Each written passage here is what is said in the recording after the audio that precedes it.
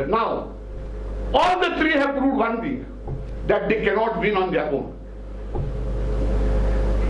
by their actions. So the question will come now whether Congress should give these two fellows a ticket or not. Because this is a conspiracy between Reginald and Digambar to have an ally with the ally of the BJP to finish the Congress.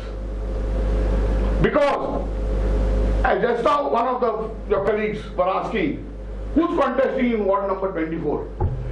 The Kurtore wards, Reginald has not identified himself till today after the withdrawals. He has sold that to the Goa Forward leader. And why I say that?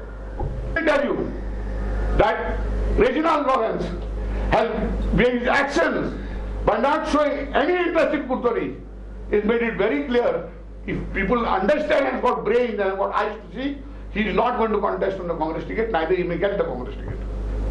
And Digambar Kamath, lock, stock and barrel will go to the BJP.